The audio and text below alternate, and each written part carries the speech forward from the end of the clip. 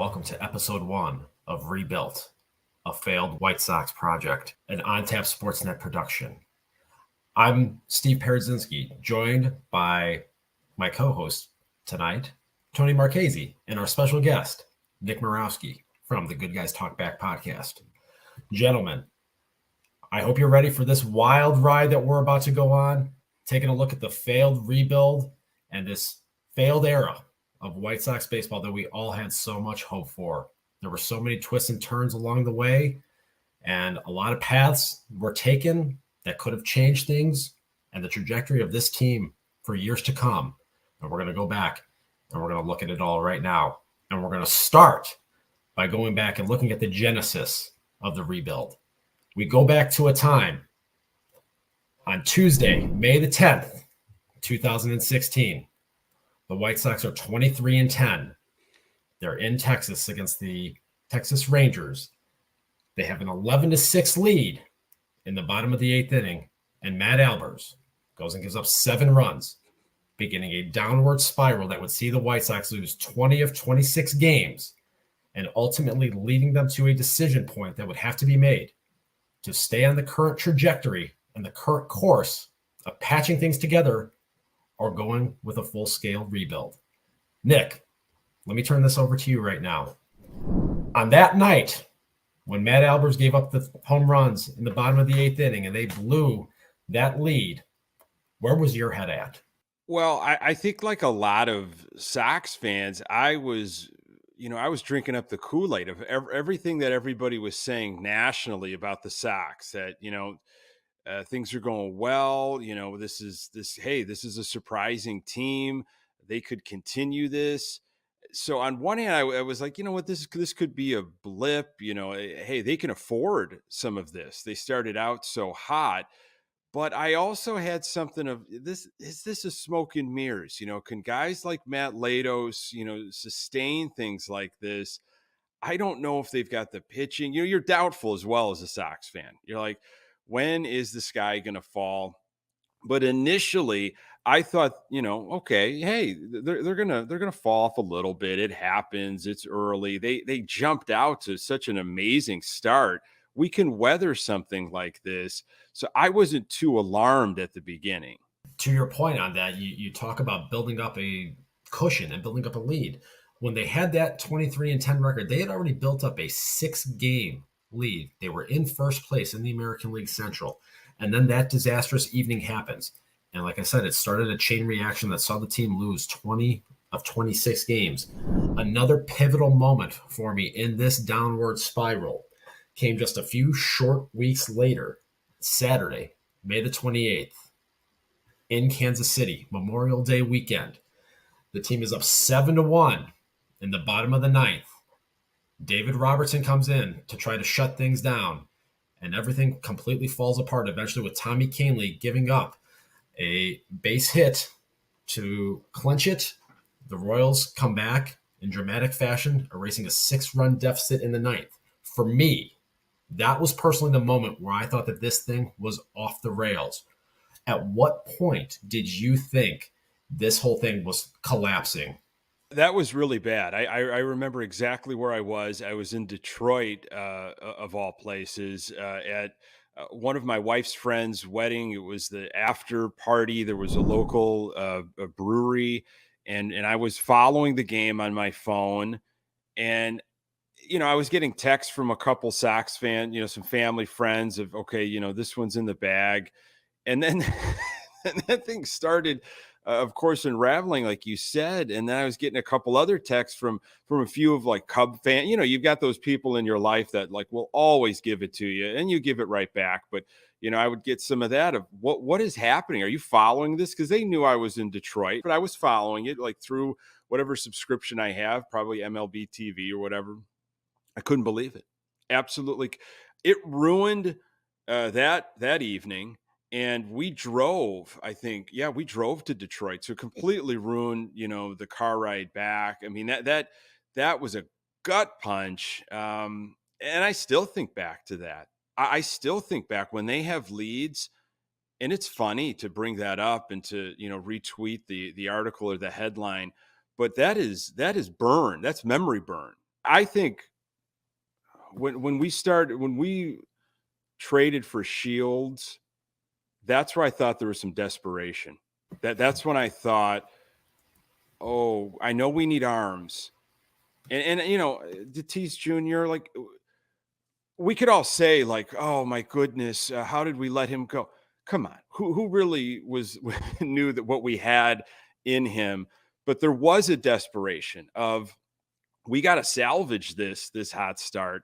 And when that happened, and it wasn't the Shields of old, that's when I was like, okay, we're grabbing at everything right now. We're trying to get this thing back right. And that's a very pivotal point that I had also highlighted as well. I remember thinking after that meltdown in Kansas City, like you, I was paying attention to the game on my phone on the MLB app. My oldest nephew, I was at one of his baseball games, and I remember following it along. And as the Royals are chipping away, and then when they eventually got the game-winning hit to score the run, I remember taking my phone, throwing it up in the air, and just walking away just completely disgusted. And they lose the following day on Sunday to get swept in Kansas City, as we have seen all too often in the last 15 years or so. And there was a lot of talk there on that Memorial Day about firing Robin Ventura and replacing him with Ricky Renteria. And I know I was of the mindset that, like you had talked about previously here, desperation was starting to set in. Something had to happen. I was of the mindset that Robin Ventura couldn't be allowed to board that plane from Kansas City and fly to New York the next day when they played the Mets after being swept. Were you of the mindset that at that point, Robin had to go? Was that kind of the starting point of needing to shake something up, or did that ultimately just culminate with the Shields trade in your perspective? Well, when they brought Ricky Renteria on board, you knew that was a wake-up sign, right? That was kind of a tap, more than a tap on Ventura's shoulder of, this, hey, we're bringing in an actual manager here, and we are going to basically be monitoring you closely, because this guy's going to slide right into your seat. That's what I looked at it as, and I'm sure Ventura was told that, or he viewed it as that. So, I mean, I had those thoughts, I really did. But honestly, I was such a Ventura guy, and this is the fault of, don't be clouded by the perception of, an athlete when they were playing and in a role that they take on then post playing career. I wanted to see success for him. And in 2016, it was like, come on, Robin, like, get this back, because this could be your last year. And yeah, I don't believe that, we've discussed this, he should have even been in that position to begin with, but you're here. And I was just pulling for him, but that was me probably being too much of a Ventura fan, and not enough of a what's best for this White Sox team right now. It's always been the chewing gum and paper clips, and we're just going to do a couple things here and there. And so I was like, is that just a lateral move? I have a feeling Renteria was brought for a reason, but at that point, I was rooting for Ventura.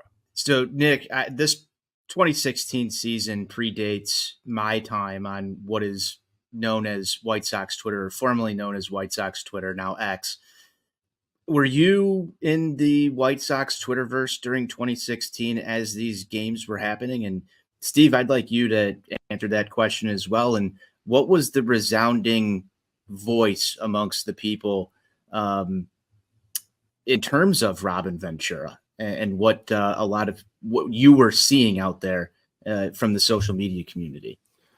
So that is an excellent question. I probably was on Twitter. I had a footprint, but I don't think I was nearly as active at all, or even cognizant of a White Sox Twitter until I got, really serious about, podcasting and kicked off Good Guys Talk Back. So I couldn't tell you exactly what the temperature was and what people were saying. I could guess, but that would just be all speculation, knowing just, of course, how things go these days, what it was like back then. But Yeah, that would be fascinating. I mean, if Steve had an insight on that as well. Yeah, so I was very active in the White Sox Twitter community at that point, back my original account that I had. And like you, Nick, you're talking to one of the biggest advocates of Robin Ventura, the player. That was my third baseman. That's who I grew up with when I was a kid. I still remember the poster of him and Big Frank. It was Batman and Robin. I still remember it to this day. So I will always, always be an advocate of Robin Ventura, the player. And like you, there were just a lot of people that were pulling for him because of that association from his time playing. But it became apparent that he was in over his skis, that the inexperience that he had, only having high school coaching experience prior to getting the job following the 2011 season and Ozzy's departure for Miami, that he wasn't the right guy for the job. And there was a huge clamoring for him to be removed from the managerial chair, especially after the meltdown in Kansas City. I remember the fervor that was on White Sox Twitter that Sunday and the morning of Memorial Day. Just the chorus of people saying, you cannot allow him to get on that team plane and go to New York when they play the Mets the following day. It was resounding at that point. And Robin Ventura, a guy that, again, is always going to be a player that will hold a special place for me because my formative years watching this team, he was the guy that was manning third base. And to see things deteriorate that way and to see his perception and his legacy with this organization really tarnished still to this day, that was one of the most painful experiences to have to go through as a fan. And I just remember saying, for his sake, for his legacy, to eventually be able to bring him back into the fold with this organization, they have to move on right now. They have to make a change here and try to inject some sort of spark or some sort of life into this thing right now to try to salvage it. And they didn't do that. And we saw what would happen. And the final date that I remember really being a pinnacle moment, July 23rd. It's a Friday evening. Chris Sale in the clubhouse takes a bunch of shears and cuts up some retro throwback jerseys that the team was scheduled to wear. Chris Sale had told the team in spring training that the uniforms were not comfortable, that from a pitcher's perspective, they were cumbersome and they were restricting in a lot of ways. We all know what happened. He would be suspended, and there was a lot of clamoring for Chris Sale to be moved at that moment right there. Nick, when that all unfolded, were you of the mindset that get him out of here now? He's a cancer? Because there were really two specific camps in White Sox Twitter at that time. It was Chris Sale is a cancer, get him out of that clubhouse. Or there was the other side of it of this guy wants to win more than anything else. Was it an immature act? Yes, but that just showed how much this guy really cared. Where were you at? Well, when I saw that he was scratched, I thought injury, of course, and my mind went to worst case scenario, and then quickly all of the news unfolded. You'll have to refresh my memory a little bit. I think this was, you spoke of spring training. Was this not the Adam LaRoche spring training with his son, or am I? That Was that incident actually happened on my birthday. okay? I remember standing outside of Camelback Ranch and being on Twitter and seeing the tweet come out from, I think it was John Heyman, saying Adam LaRoche has unexpectedly retired. So there was a lot of drama that spring training. When you said spring training, my mind went to, I had this sinking feeling before the season started of all this turmoil that was happening. And then when they caught fire, I was like, well, winning solves everything, right? The old saying, whatever's going on, hey, nobody's going to like everybody, but when you're winning, everybody likes everybody. So when the cutting up of the jerseys and everything, my mind went to that. And I'm like, well, maybe there was something still going on from back in spring training. And this guy could be a loose cannon, but then that just adds to the whole narrative of this thing is falling apart. This thing is not what it was like at the beginning of the season. And when these types of, loose cannon, these types of emotions and live wire and stuff happened, that gives me I guess, an insight into maybe the clubhouse, the culture, where their minds are at. Like that's almost a lack of just a lack of focus or business or where we're headed.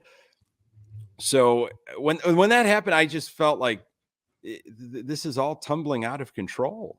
Like what next? And Do you guys find any symbolism in the fact that the season that started the rebuild was full of this type of clubhouse cultural issues, and then what we just watched in 2023? well, look at what happened towards the end of 2016. Like they weren't winning.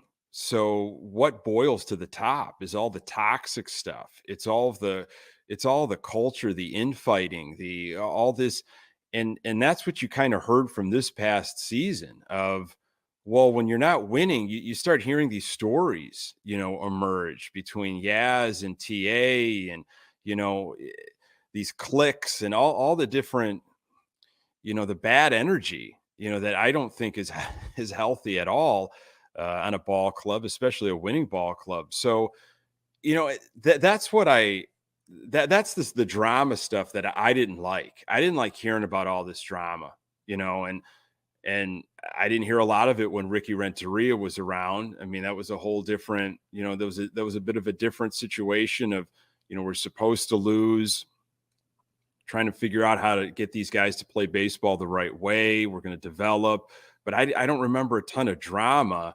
But towards that, on that last season, that last Robin season, 2016, I just felt, you know, you gotta think the pressure, you gotta think everything on these guys towards the end. You've been with these guys for such a long time, and you can't get it back on track. Robin clearly, he doesn't know how to get it back on track, and that starts happening. Of cutting up jerseys and everything, and Adam Eaton holding on to the only one, right? Didn't he salvage the only one? He's got it somewhere. So you could definitely draw parallels because of the performance, I think, and the lack of a true leader and a manager, or that knows how to, hey, I can get this back on track. I can deal with these personalities. I've had the experience. I think Robin was in the deep end, and Pedro was absolutely in the deep end in 2023. That's pretty well said there. I think the similarities between the two, and I think those are really the bookends of this era of White Sox baseball. And for there to be so much in common from that 2016 season to what we just went through in 2023, it really is fascinating how it all just kind of came full circle in the end. So that season goes off the rails. They finished 78 and 84. Robin, after the final game of the season, in his presser, says that he will not be back next season.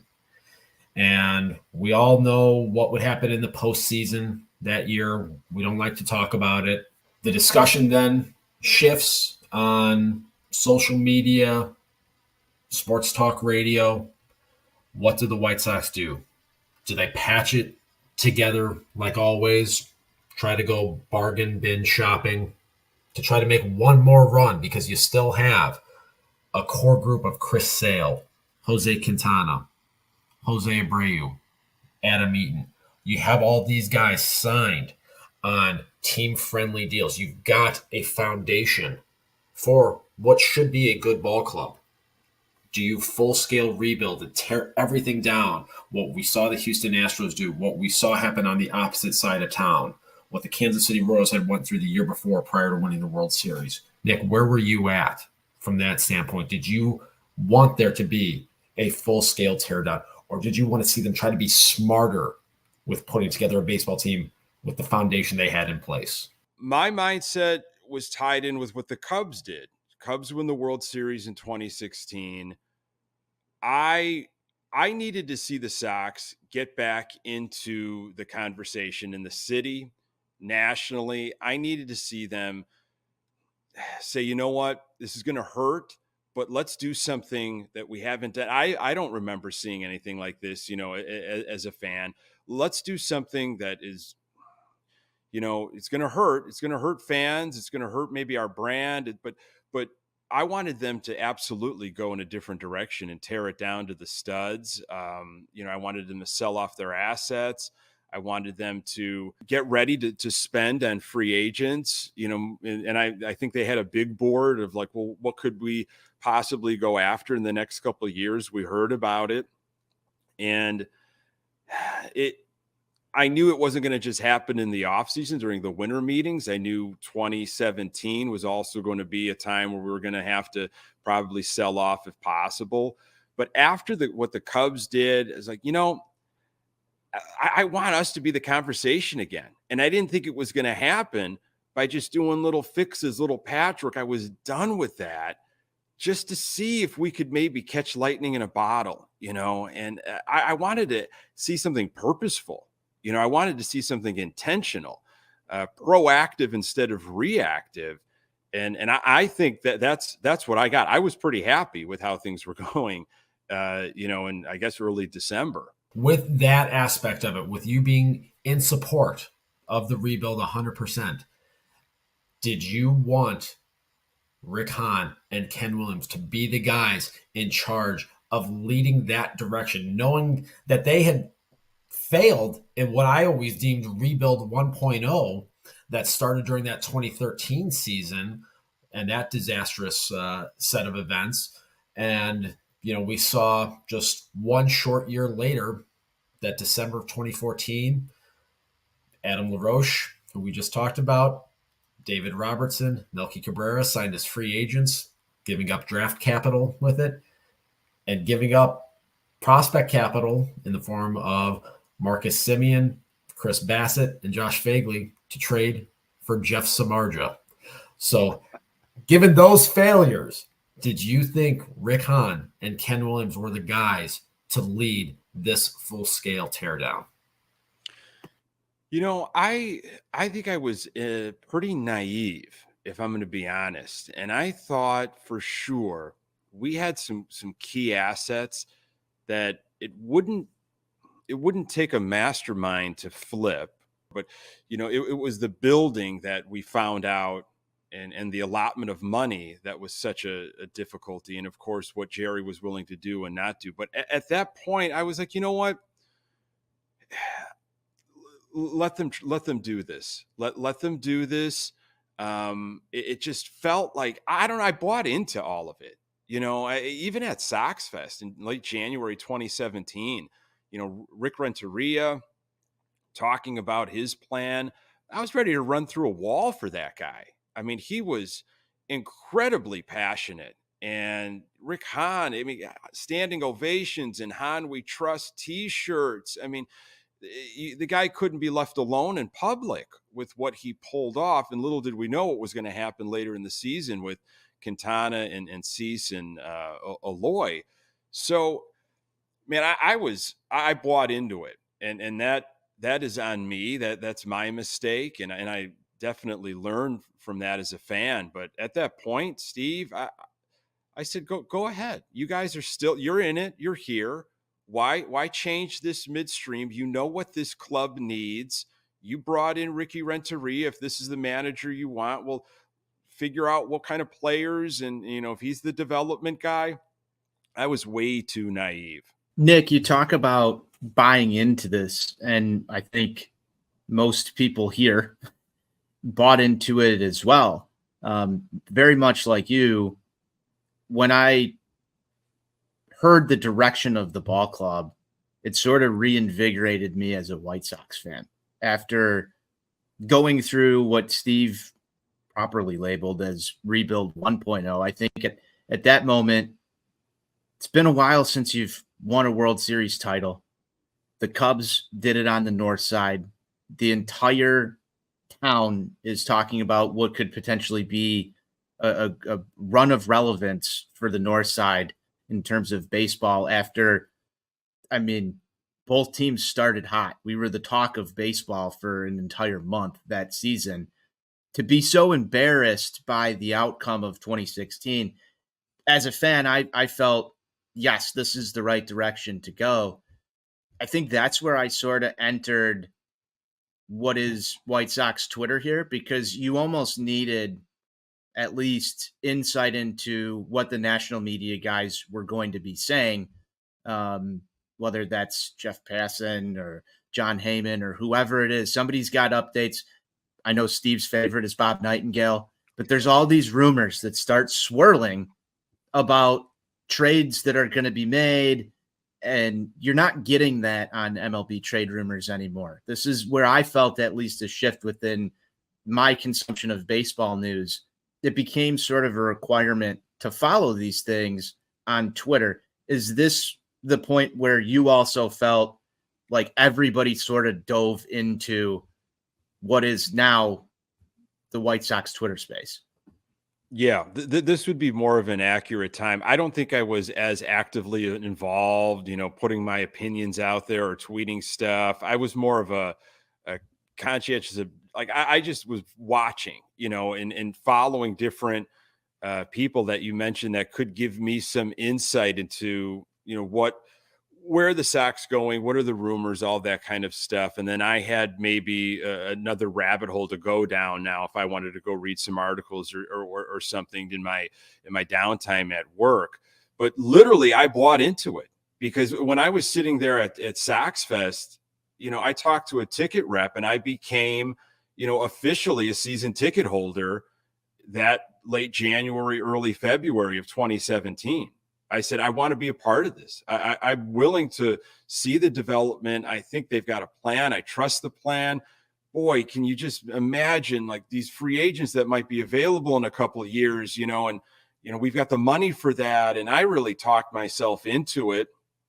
And I wanted to be there on the ground floor, because I wanted them to really appreciate the fruits, when they eventually became successful and started making the playoffs and all that kind of stuff. That was an exciting time. I mean, that was, I remember, the summer of 2017 when Quintana was offloaded and we felt like, well, I think this sped up our timeline, and I'm checking in with Cubs fans about what we just got in return, and Rick Sutcliffe going on about Dylan Cease, and I can't believe he's leaving the Cubs organization, and Eloy Jimenez, the effortless, the power that he has. And it was just more. And then the picks and the drafts and I'm, following all these like Charlotte, Winston-Salem stuff and, trying to figure out who these guys are and getting myself in a lather for these young, unproven guys. But it's just people, scouts and so forth that they've got intel. They've watched these guys a handful of times, and I wouldn't look at the negative stuff, right? I would shield my eyes to the negative and the downside, but it was the positive, the upside that I really ate up, of course, because, you want these to hit. You want all these prospects to hit, or at least, 80%. I was like, man, 80%. I talked myself into that, and then of course, and I'm a Hawkeye. You guys are a Hawkeye, and the stuff that he would be saying during telecasts, I tell you what, this team is going to be a monster in 2020 and beyond. And I, Hawk's seen some stuff. I also know that he's trying to push a product pretty well. But I kind of bought into that too. Yeah, I was, hook, line, and sinker at that point. When did you take the leap from conscientious observer of White Sox stuff and make that jump into content creation? I know that you appear on some podcasts. You were the host of Locked On Sox for a while throughout these rebuild years. You're also very active on X now as well. What made you decide to take the leap, and when did that happen? Well, I've got a broadcasting background. In undergrad, I did radio broadcasting, journalism, wrote for the school newspaper, was on college radio, did some internships, loved radio, absolutely loved it. It's a hard medium to get into, man. It was the wrong time really to be experimenting with that. And I don't think I gave it the full attention postgraduate. And I found some other things, and it was like always a love. The Sox just always have never been represented well in my mind, on the big boys here locally and even in the newspapers nationally, of course, forget about it. Now you can make the argument the White Sox really don't give a lot of stations or newspapers a lot to talk about. But even when the Bears are of course bad, the Cubs bad, they're always going to get a lot of the attention. Of course, that draws interest. And I wanted more as a Sox fan. I was like, I need more content. I need more perspective. I need, in the weeds type of stuff, because I'm living and dying with this team game after game. And, I feel like I had some opinions. I had a perspective. I had a little bit of background on this. And when podcasts became so, I don't want to say easy to start up, but the software's there, the equipment's, you can attain that. You could figure out how to do it on the cheap. I said, you know what, I've got something here. And there was never a money making thing at the beginning. It was never a, how can I profit on this? It's, I've got some thoughts and opinions, and I got a feeling I'm not the only one that thinks the way I think here on this. Plus, I don't think my wife could handle any more of me just yelling at the TV and trying to explain to her what is going on with this team. And she just said, you need an outlet. And I did. I absolutely needed an outlet. So fall of 2018, I said, this could be a big offseason for the White Sox. This could turn into a pretty good season. And I could see the light here with this team. Like, let's start this thing up. And worked with a buddy of mine at the time, workshopped kind of the idea of it. And he was around for the first season. Towards the end, life got in the way for him. And Pat Hester, a guy I went to college with, did college radio with, been friends with him for 20 plus years. I said, I'm looking for someone else. And like, before I could even finish the pitch, he's like, I've been waiting for you to ask me. And so, obviously, with the pandemic and everything, we all figured out what Zoom is and StreamYard, and figured out these ways that we can connect without having to be in person. So, the podcast Good Guys Talk Back was born in absolute hope with a lot of anger, because our first episodes were around the winter meetings of 2018 and the Harper, Machado, and just the absolute fumble that happened on both of those in kind of two different ways. There needed to be a voice of the fan, voice of the people, whatever you want to call it. And, I know I wasn't doing a call-in show, but I thought, if anything, this audio, and now there's video with it, because you can't just be a podcaster. You also pretty much have to have like a TV show, right? So this is going to be therapy, I hope, because it's therapeutic for me to get this out there. And I hope, other diehard Sox fans take this and they can sit with this and let this marinate a little bit. And it's some sort of release for what's going on with this team.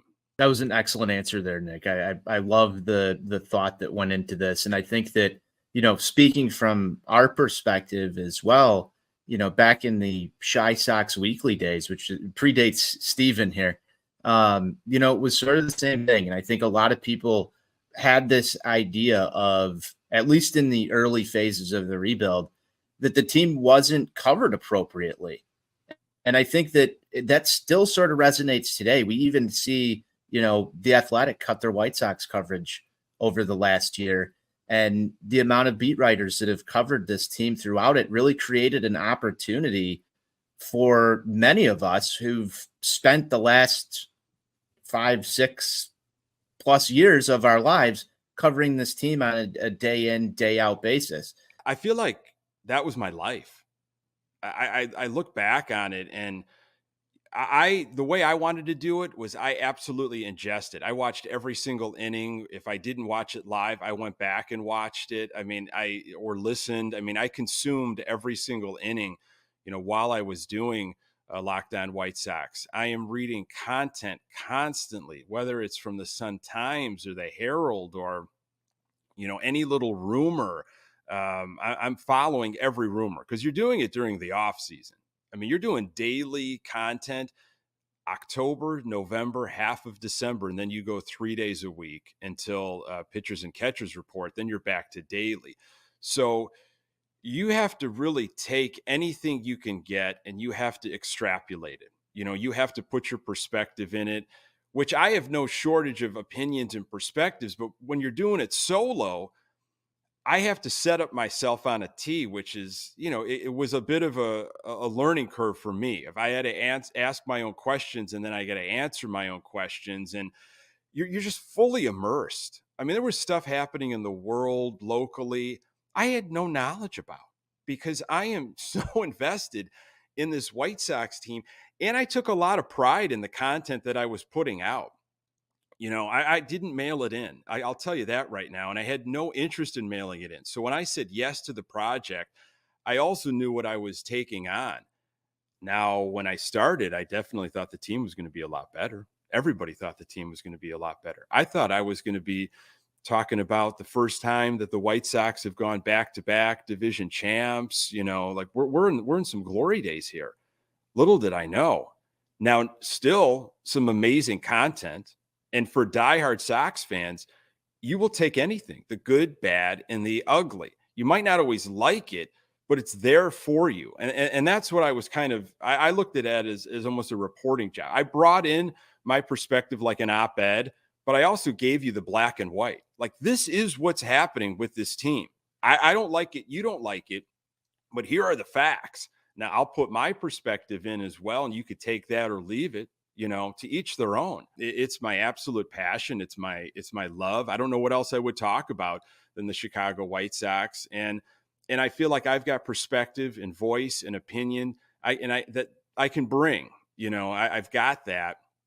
And it's such a wonderful outlet for someone, and you guys can relate when you live with it and die with it. And it's just in you. You've got to have something to release all of this on a regular basis. It is a grind, and we know that from what we've done as well. So, yeah, I mean, kudos to you for sticking through it for as long as you did there, and providing daily content for everybody. And I think, right now, at least looking at the White Sox landscape, it feels like it's consolidated a little bit. Do you have any thoughts on what this White Sox X podcast space, the coverage of this team through what we have now with Chris Getz is going to look like? Do you think people are going to buy back in? Do you see the creation of new outlets, or did that, in your mind, potentially get ruined by the last experience that we all collectively went through together? If you get into doing this type of stuff and content creation with the caveat that I'm going to do it while they're successful, I'm going to do it while they're winning, or I'm going to only do episodes when things are good and positive, you're not going to last. You're just not going to last. Like, you have to have just a crazy mindset of, I want to create White Sox content, and I'm in it. I am in it for the long haul, no matter what. I don't know if I really don't have a lot of faith that there's going to be, new stuff popping up. There always is. And I'm all for it. If people have, a perspective, or they want to, I love the individual creativity. I absolutely love it. I don't look at it as competition of, oh man, there's more people I got to be battling for clicks and whatever. Hey, come on. If you got something to bring, we'll figure out. Like, I'd love to talk to you about it. I absolutely love talking to White Sox fans, but hey, hopefully you've got an ironclad stomach, because this team is not easy to cover, and you better be in it for the long haul. I stopped being a season ticket holder. I ended my season ticket holder run a couple weeks ago. I told my rep, who was an amazing rep, it's not on him. It is not on you, sir. It is beyond you.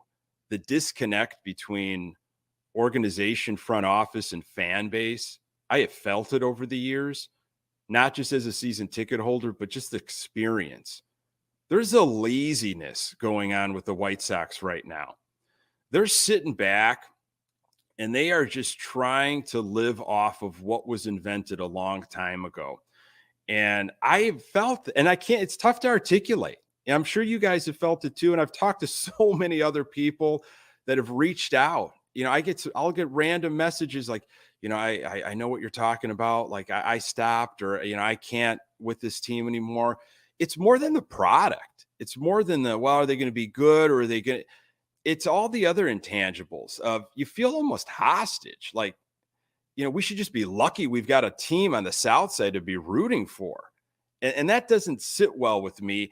And investing my money as a season ticket holder, that shouldn't be the relationship. I shouldn't be feeling like that. Well, I should just be, grateful that they're taking my money, instead of turning me away. Like, I can watch this team and follow this team in other ways. Okay. It's very different than it was 5 years or a decade ago. So really disappointed that they didn't do an actual general manager search. What Jerry said about, it's going to take somebody a year to get to know everything that's going on in the system.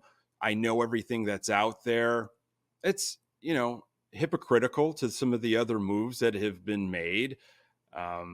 You cannot tell me that Jerry Reinsdorf wants to win no matter what and keep Pedro Grifol as his manager. So, you have to be very careful. And I am, from what Barfield says and all these new guys. And once they start talking Jerry and positive Jerry, it's like, I almost tune out, because I'm like, okay, I see where you're going with this. And of course you're going to say those things, but the proof is in what you've done, not what you have said. And when Pedro was talking, we're going to compete in 2024 towards the end of this past season, it's like, are you crazy? Do you realize where your pitching is at? Starting, bullpen, the holes that are going to be probably off this roster, and the holes that still need to be figured out that you haven't over the last couple of years. And that's where I was naive in 2017. I've learned. I've learned now. Don't listen. Look at the proof. Look at what is there. Look at the actual evidence, and then make your decision. So, sure, I want them to compete, but you got to be realistic. And people will say, well, that's being negative. It's not being negative. It's being realistic. It's being realistic about this White Sox team. They got a long road. I want to give Getz the benefit of the doubt. I don't like the way he was hired, but I don't want, Han's sins and the things that Han has, mishandled to fall at the feet of Getz. Hopefully he learns from that, but he's going to be learning on the fly for a while. He's going to make mistakes. If they really want to structure this team in a different way, and it's not going to be a ball go far, team go far, they're looking at situational hitting, station to station, speed, whatever Marcus Timms is buying into, well, then go all in with it. I might not like Getz or Pedro Grifol or some of the other decisions, but what I'm looking for is for this front office and everybody to work in harmony and put whatever type of thing that you think is going to do well. We'll get all those pieces to make sure it's doing as well as you would hope it, whatever that is, whatever that's imagined for you. And, in terms of wins and losses, I don't have a lot of hope in 2024, but I'm going to be watching very closely how this offseason goes. Kind of a follow-up question to what you were talking about earlier, the grind from the daily content creation aspect from your experience with Locked On, and how you can't just mail it in and you can't just be all invested when the team is good. That other side of it comes into play. I was thinking about this the other day, and Anthony and I, we text each other a lot during the course of the day. We bounce ideas off of each other. And I was telling him, I've got about 4 or 5 different concepts that I'm going to put, on the keyboard here in the next couple of weeks. From my vantage point, it seems like to me, there's more ideas and more avenues that you can really explore with this team when they're in the state of disrepair that they are in right now than there was, say, 2021 when everything was going really well. So from your standpoint, as someone else who puts content together and comes up with your own individual content from a creative perspective, What do you think is easier to do from your standpoint? Is it easier to find a new angle when things are down in the dumps the way they are right now, or when the team is riding high? I think when the team is riding high, your clicks will probably be up. Your viewership will be up. There'll be a little bit more engagement and comments. And if you're doing live, I think more people might jump in and they want to celebrate and just get caught up in this frenzy. I felt it in 2021 when they were heading towards the division. I was like, wow, listenership, viewership is really up. People want to be part of this. They're excited, to take in whatever content you just want to get wrapped up into it. Like in the old days, after a Sox win, it was like I was definitely on either 1,000 or the Score. ESPN. I wanted to get as much as I could. You just want to be part of that. But to your point, in the grand scheme of things, when there are all these holes and repairs and these different avenues where the organization can go and the team can go, and then there's all these new coaches, there's a lot more material. I think there's more things that you can do with content and with shows. And if you're really trying to cobble a show that's got some, I want to say almost some like breath to it, it's got a little bit of everything. Well, a rebuilding team, a team that's a little bit in disarray, and there's stuff going on now with obviously, the broadcast world and all. I mean, that stuff kind of writes itself. In my personal opinion, you got to really, you got to go out and sell it, man. You got to sell a team like this. I don't want to go on a tangent too much, but before I got into podcasting, when I first lived in the Chicago proper, I was in improv. I was in theater. I trained at Second City, at Annoyance Theater, at the now defunct Improv Olympic that went IO. And I did a lot of independent sketch comedy. I wrote stuff, put stuff up on stages for people that paid to come see me perform. And my mindset was,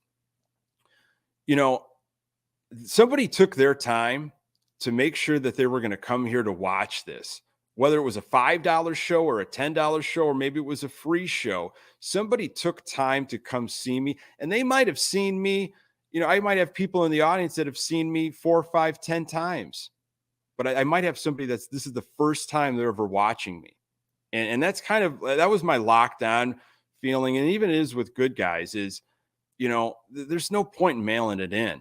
Like, absolutely not. Like, somebody is investing their time in either listening or watching, and whether they're a regular or where they're trying this out for the first time, I'm going to absolutely give them everything that I have full go, because I feel like I owe it in a weird way, if that makes sense. No, that really does. And that's tremendous perspective to have on it. And I think that's a great way to put a bow on this here, episode 1 of Rebuilt, a Failed White Sox Project. Nick Murawski from Good Guys Talk Back. Appreciate you joining us. Appreciate the insight. Great talking to you as always. Thank you, guys. You guys know this. You are absolutely outstanding. Keep on keeping on. Really appreciate, you letting me in on this project. All right. Thanks a lot, guys. Thanks, Nick.